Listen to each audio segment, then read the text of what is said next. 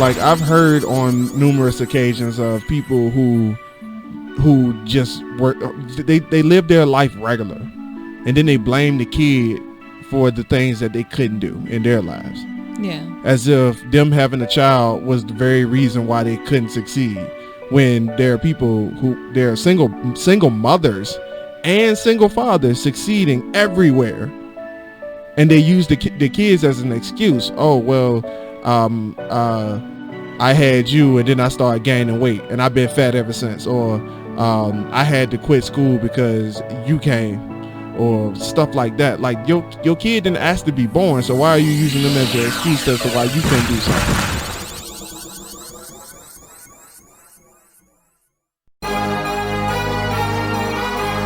What are you doing today that makes you better than the person you were yesterday? That is part of the Ascension brand. That is the motto, the heart of what we stand for. When I pass away, I want people to know.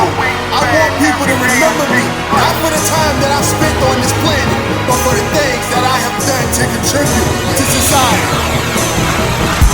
My mama raised a loser, but I broke the chains. I wasn't made. Ladies and gentlemen, welcome back to the Dirty Trump Podcast, where the elephant is always welcome. As you can see here in the studio, first of all, let me start that over. My name is Aaron Mack, and with me today, again for a second week straight, we have the gorgeous, the educated, the courageous, the oh so spontaneous Miss Alyssa Ramirez. I love you. I love you. What? Nothing. Anyway,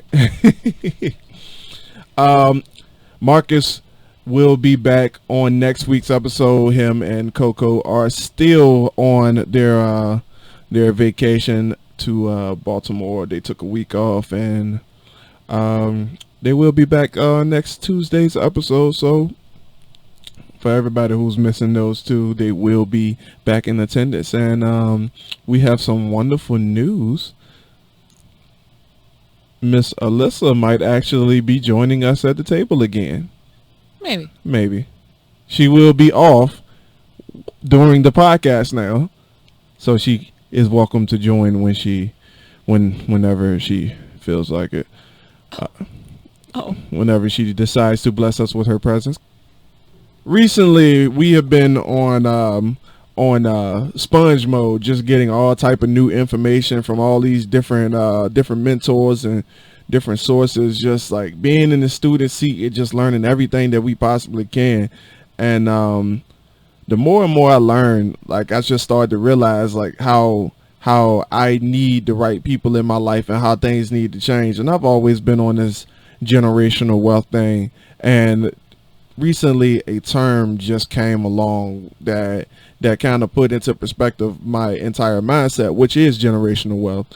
And I never knew what that was. I just always knew that when I grew up, I was going to do more and better for my family than the family before me did. Like, I always said that I wanted to make a better world for my children, because the world that I came up in was a little bit subpar, lackluster, basic, underwhelming is the word I want to use for that.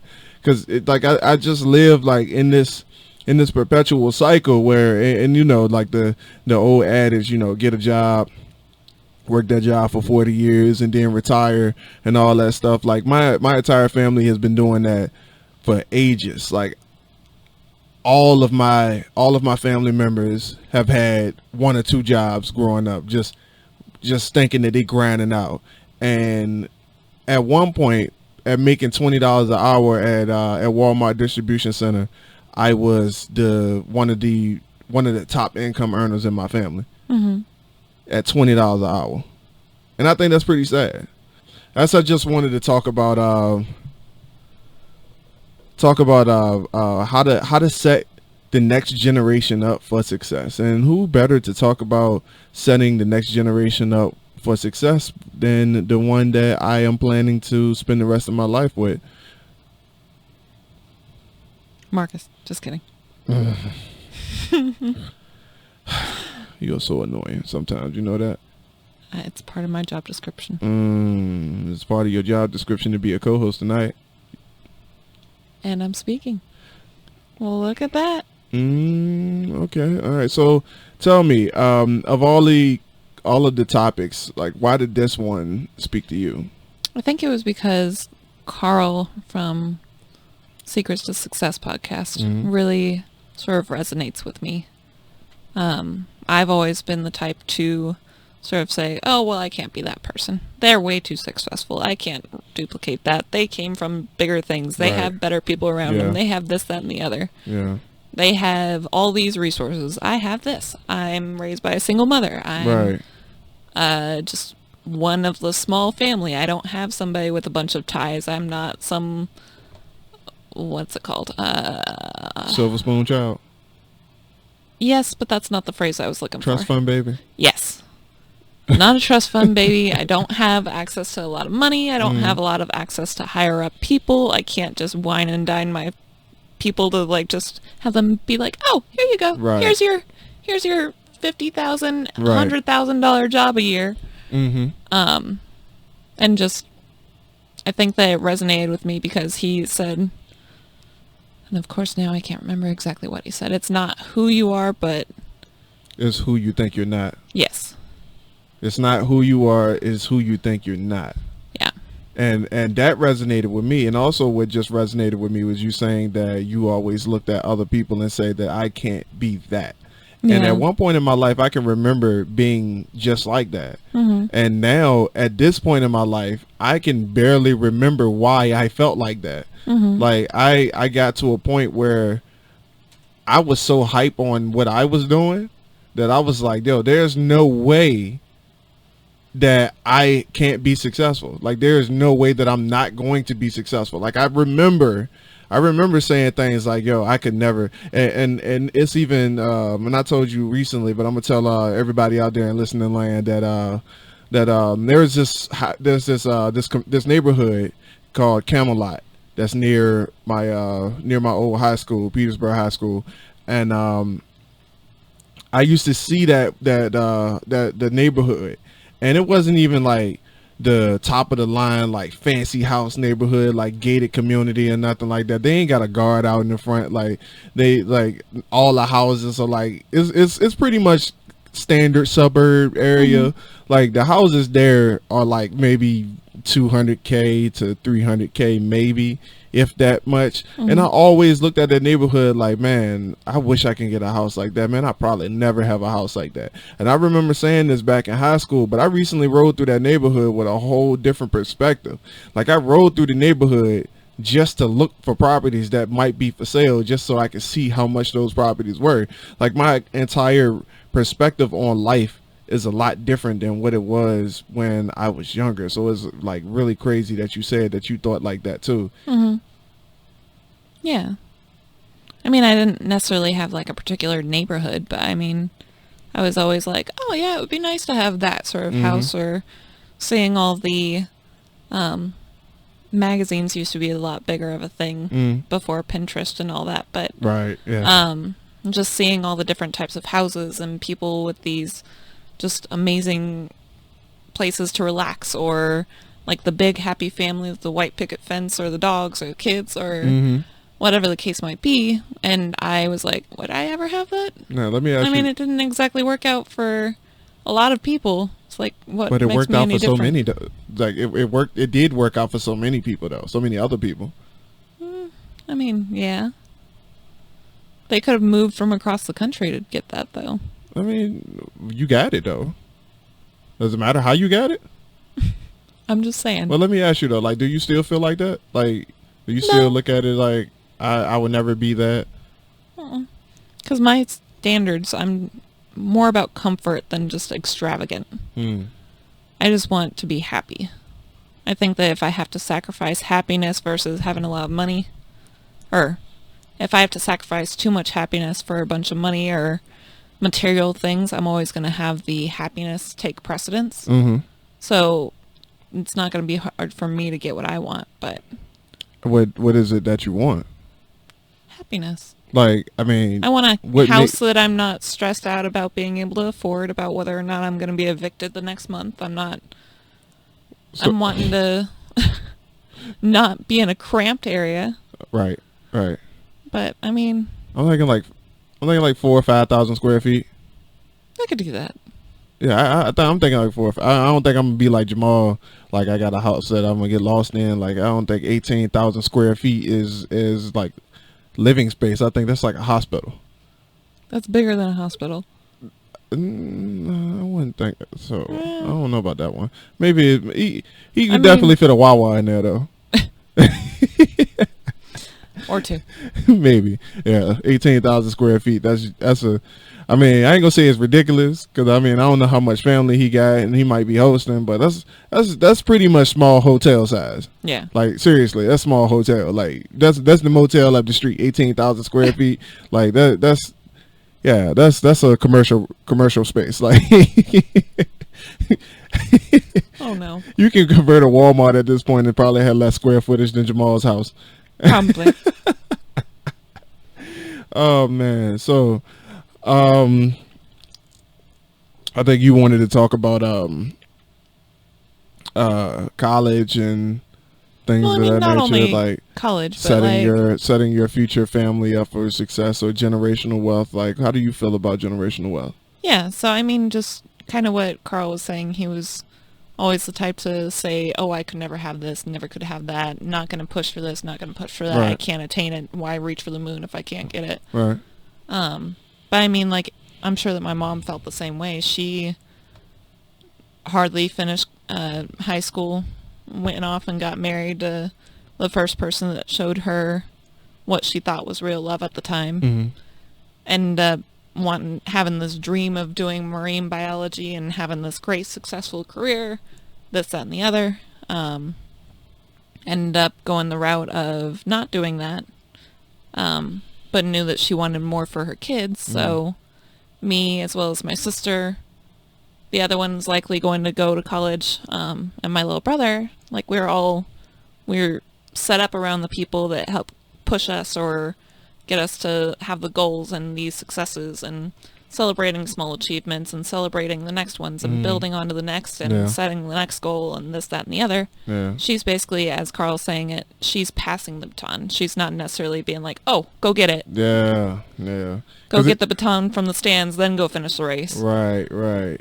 And it's funny how he used that reference of a relay race when it came to that, because I felt that same exact way when it came to how my family operated. And there is nobody in my family who was like, let me teach my children about how to be successful. Like, if there's anybody successful that came from my family, they did it on their own. They were self-made. And I know they said it takes a village. And no man is an island, so you can't do it on your own. But I felt like with my family, in order to succeed, you had to do it on your own, because there was toxic behavior in my entire family. There was no baton. Like, we didn't even have the baton. Like, during the relay race, everybody was Couldn't just find it. No, we didn't even have it. Like, we just like, all right, we're gonna do a relay race, and we never even had a baton. Like, we were just all standing there in running position, like, just stuck. Like, nobody even tried. They didn't try. So it's like, if I stay around, like, and I wish I had your situation, I probably would have been a lot better off had my mom taught me, because she wasn't even able. And I understand that now that she wasn't able. I thought she was just being selfish with the information at one point. But now that I realized that she wasn't able to, I was glad that I made the decision to put my family at a distance so I can grow on my own, because I knew that at a certain point that if I grew around them, then I would have grown up to be nothing. Yeah. And it hurts a little bit to say that, but it's true. Like, I got uncles that has DUIs, and they're okay with it. Like, they're okay with just with having bad credit. They're okay with living that mundane life and not doing anything with their day, but waiting until 5 o'clock to start drinking. Like, they're drunk all day long, and when they party, I don't know what the hell they're partying for, but they party hard. but they don't work hard. They work plenty of jobs, but they don't work hard. And I didn't want to be the person around that. And I knew that if I wanted to have a life of my own, start a family of my own, and be successful, that I couldn't be around that. I couldn't necessarily have children and have my children presented to stuff like that. Yeah. But I mean, just being able to set your future generations and yourself up around the right kind of people. Yeah. I That's think big. that's going to make a That's huge... big. We're just going to find our right people to... Yeah, because it was like my first exposure to a different type of mentality was Deron Lane. And he is my best friend from my military days. We actually met somewhat back in basic training when we were both in Fort Knox back in 2009. And like my first experience, my first run in with somebody of higher thought process. I ain't gonna necessarily say higher knowledge, because it's all about where you put your energy and what you learn in. Because I was in school at the time when I met him, but I just didn't end up doing anything with that degree or trade or what certificate, whatever the hell you want to call it. It wasn't like a real school. It's online classes and stuff like that. But at the time, like, he was like 20, but he owned a business. And I was just like, you 20 and you own a business.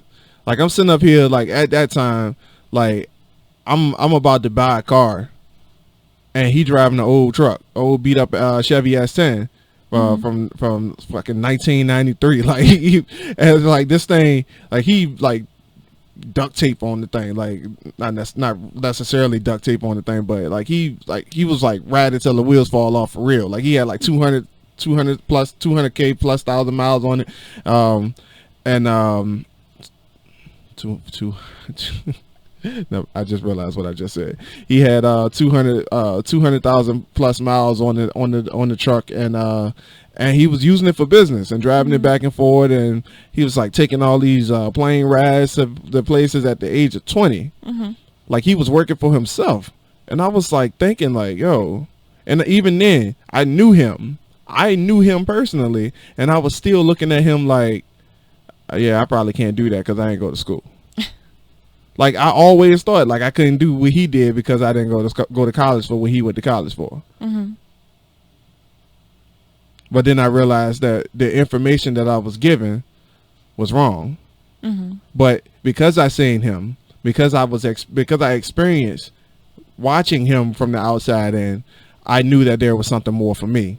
Right. And that goes to show, like, you got to put yourself around people who are better than you, because the only way that you'll grow is if you're around people who make you better. It's true. That's why I connected with you. And they do always say that you should never be the smartest person in the room, because if you are, then you need to change your circle. Smarter people. You need to change your circle, or at least add a few others in there that's gonna make all y'all grow. And then the person that's the person that you bring in that's a little smarter than you, if they make the older people leave, then that's just even better. One thing that I really hate is the people who push their children to do things that they've never done. Now, I understand setting the bar and telling your children, like, look, this is what I did, and I want you to be better than me, so show me what you can do. I get that. I understand that part. But what I don't understand is somebody who never did anything but want their kids to be exceptional people. And they push their kids to do that. Like, I understand, like, all right, so if I legitimately did not have any resources to do anything, which, by the way, if a man can control his own actions in his own life, then a man should never have to sit back and say that I couldn't do anything with my life if I didn't want to do something. However, I feel like that's just an excuse. Right. If there's anybody out here saying that, but for a man to not do anything, but like, I'm gonna give an example. For a man to not do anything and then expect his child to do to do everything is just absurd to me, because it's like you are trying to be the authority of something that you never built. Right. And I'm gonna give an example. Like if a father dropped out of high school in the 9th grade and didn't even do as much as get a GED, but then say that he want his kid to go to college and pushes his kid to go to college, I feel like that's a little bit ridiculous. Because it's like, I'm trying to tell you what to do with your life, but I ain't do nothing with mine. So it's like, when I get somebody on the podcast, I got to get people to understand, like, okay, this is why you need to listen to this person. Okay, so if I'm your kid and you don't even have a high school diploma or a GED, then why do I need to listen to you? Right. You're not the authority of that. So, and I mean, that might be a bad thing to say for children who are going through that, and it might be like setting a bad example, but at the same time, it's like, you're not the influence for them. Right. Hopefully they have better people to influence them that actually are doing things to better themselves on top of bettering the kid. Right. But because like me and if I was in the shoes of that person, and I know I'm probably stepping on some toes here, but dirty Trump, I'm probably stepping on some toes when I say this, but if I'm the person who never got a high school education, whether GED or high school diploma, I can't talk to the kid. This is my son, and I want him to do more than what I did. So I'm going to get him to find somebody to mentor him that's been there. Right. Because I can't show you how to get to college. I don't know these things. I want you to do those things, but if I try to tell you, I'm going to give you the wrong information. And this isn't about me as your parent. This is about you and what your life can be. So I'm going to find the people. I'm going to get my ego in check. I'm going to throw that pride out the window, and I'm going to go find somebody, whether it's a friend, a family member, or if I even got to work overtime to pay somebody to tutor you or anything like that, I'm going to do that. And the problem that I'm having with this situation is not the fact that you have people who ain't never did nothing trying to enforce a certain kind of a thought process, but they most of the time are the people who want a cash out. Like I've heard on numerous occasions of people who just work, they live their life regular, and then they blame the kid for the things that they couldn't do in their lives. Yeah. As if them having a child was the very reason why they couldn't succeed, when there are people who they're single mothers and single fathers succeeding everywhere, and they use the kids as an excuse. Oh, well, I had you and then I started gaining weight and I've been fat ever since, or I had to quit school because you came, or stuff like that. Like your kid didn't ask to be born, so why are you using them as an excuse as to why you couldn't do something? Right. And then at the same time, it's like, you got a kid now there's another life in the world, so why aren't you doing more to provide for the child? Yeah. And then they look at the kid as if, okay, because I couldn't do anything with my life because of you, now I'm going to push you so you can cash me out for the rest of mine. So you hear it all the time, like, yeah, my kid gonna be a doctor. Your child 3, so what are you talking about? There's some parents that actually believe their kids are very smart and believe might that. Actually like push them to be and believe that. But for you to just be like, yeah, my kid's gonna be a doctor to cash me out. And I'm speaking about this because I've seen this. I've seen this, like, personally. I've seen this, like, kids, like, they want to cash their kids out, like, pretty much whore them out to the world. Like, okay, you gonna be a doctor, and when you become a doctor, you're gonna help me get out of poverty. That's awful. Like, what kind of life is that? Isn't that like gambling? I don't know if it's like gambling, but it's highly. I mean, because if the kid don't succeed in becoming a doctor, then what you gonna do? Then you gonna blame what they sell. Then you gonna blame the kid for not becoming successful again? You just spent your whole life waiting for something to happen, waiting for somebody to give to you for what you could have gave yourself. Yeah. And that's the generational the wealth piece that I wanted to talk about, because I can't imagine being the person that has a child and then expect them to do everything that I couldn't do. I couldn't imagine that. I wouldn't want that for the kid. Nope. How do you feel about that? I agree, because I mean, I would hope that I'm going to push myself. I'm always going to keep myself learning and doing different things to try and better myself. Yes, I'm going to push my kids to be the best that they can be. I know that we've disagreed in the past about how we're going to raise them and deal with emotions, or whether it be grades or whatever, but I would hope that my kids are excited about learning like I was. I would hope that my kids are looking forward to going to college. I would hope that they find a career that they're happy to go with. I would hope that they find something that they enjoy and are willing to attack it. I mean, I would love to see all that. Yeah. I'm not going to be the type that's sitting back yeah, let me just check my Twitter really quick. Anything like that. But I want to try and be there, and I also want to grow with them, and I want all of us to grow together. Right. And grow together. That's, yeah. Grow together. Because I'm always in the student seat. Yeah. Even after success, I can't imagine just sitting back and just being like, all right, I know everything. I'm good. Yeah. No, you can't teach me nothing. I'm good. Nah, you younger than me. You ain't got nothing to tell me, young buck. No, I'm good. I can't imagine doing that. And I also can't imagine you doing that either. That's why. If you say it too many times, then they'll hate us. You need a close-up on you. But yeah. Yeah. I'm glad we see eye to eye on that. And I kind of already knew we would. Even when we first met. I kind of knew that we would. I seen the type of potential that you had, in the leadership area, where you just kind of take charge of everything, but don't even take credit for it. You just kind of that silent hand that just smashes the world, and just all right, it's done. It's fixed. It's fixed. Right. Next problem. Right. Yeah. I kind of seen that light in you when we first met, and so I kind of already knew we would agree on that on the subject of growth in general. And it hurts though, because it's so many people don't even think about growth. No. Growth is not even on their agenda. Surviving, yeah, they good at that, but when it comes to actually growing and succeeding in life, they don't really focus on that. Yeah. And it sucks because the children who come behind that follows the same mentality of the parents. Yeah. Because the parents ultimately set the example. And I will use myself for example. My mom pretty much emotionally neglected me.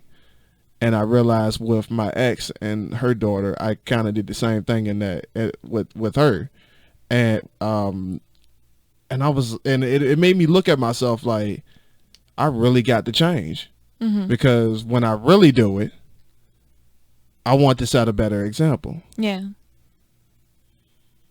I think that one of the things that we all struggle with is finding our passion. It's finding something that we would love to do, whether or not we get paid for it or not. We always get stuck in the mode of, okay, how am I going to be able to afford this?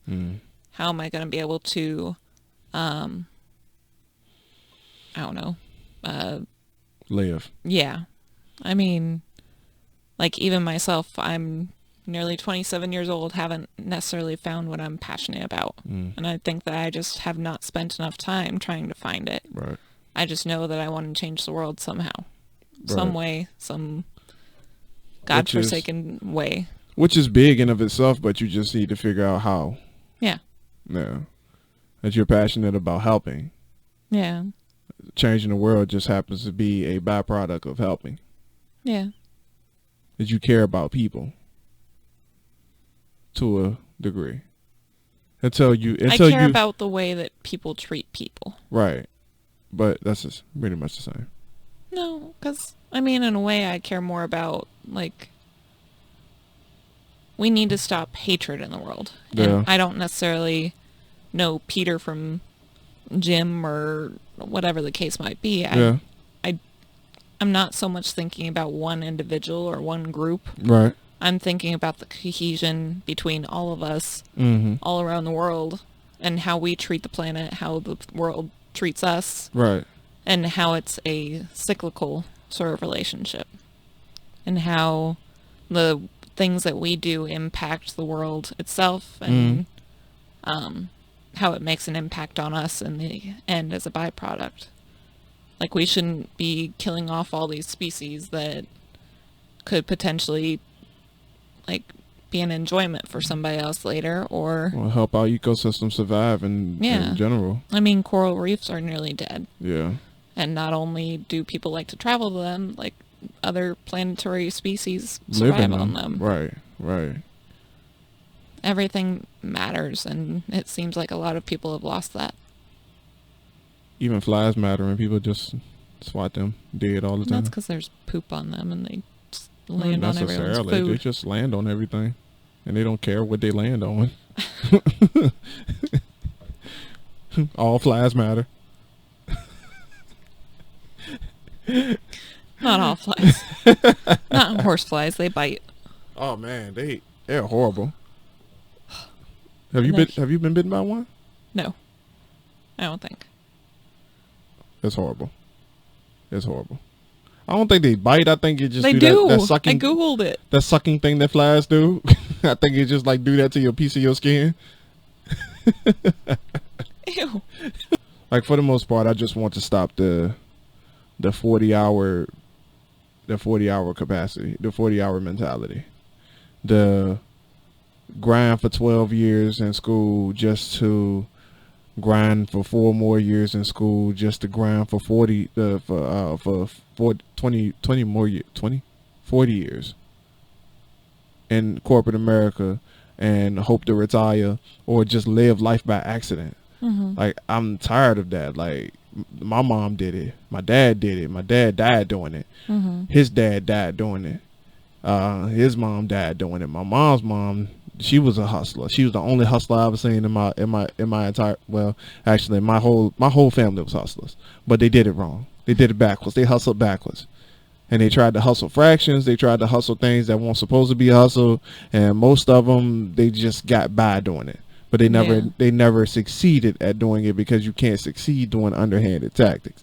And I want to break that cycle, for one thing. I don't want my family to be full of criminals. I don't want my family to be full of junkies. I don't want my family to be full of drunks who spend their entire life. They don't get a driver's license until they're 36 years old just to get their first DUI at 37. I don't want my family to be like that. I want my family to be old money family.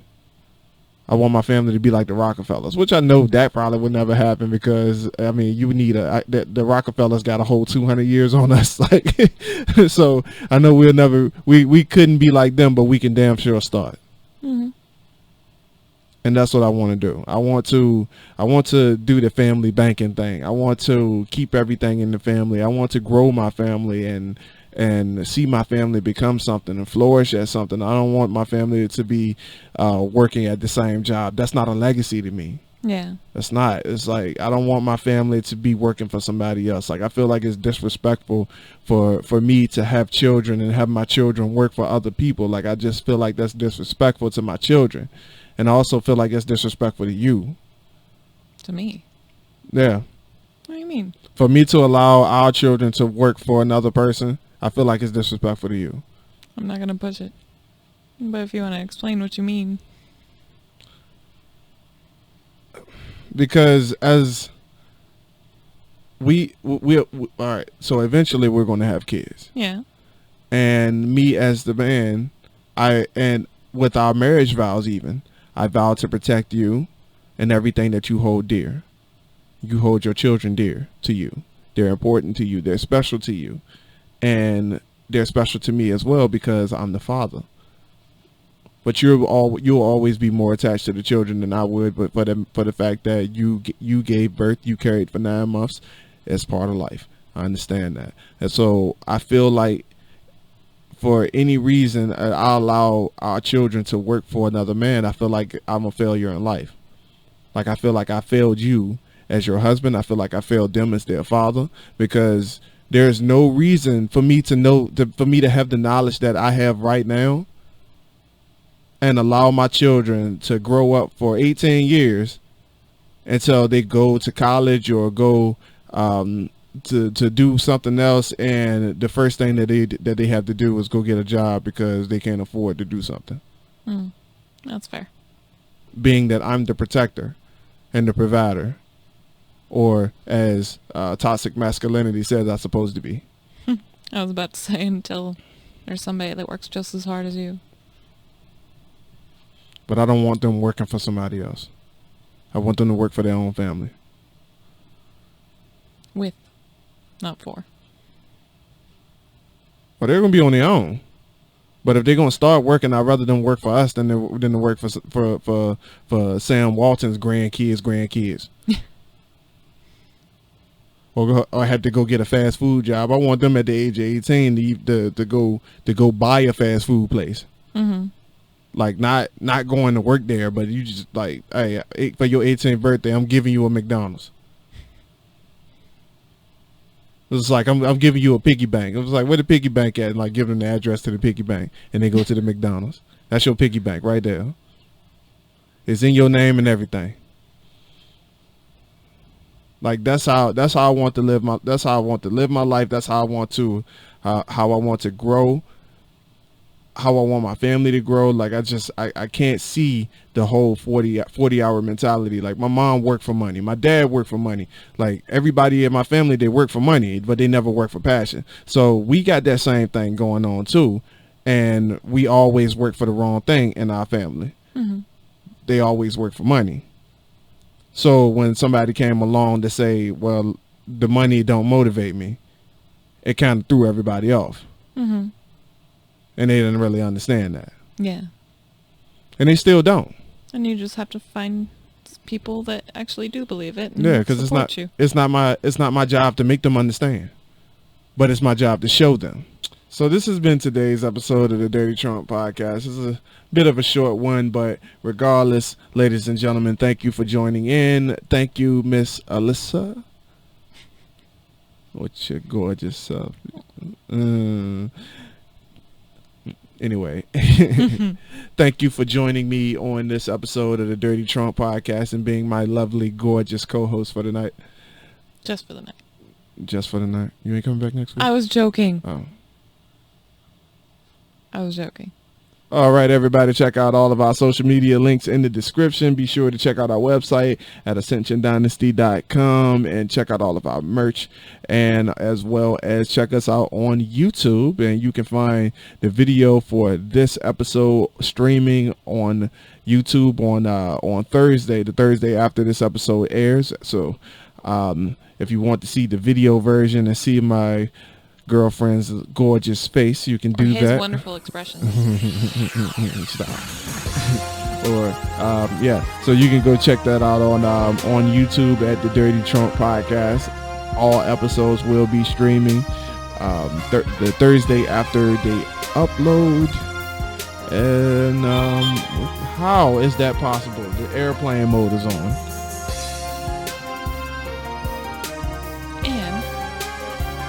I don't even know where I was at. Have a great day. All right, guys. We'll catch you on the next one.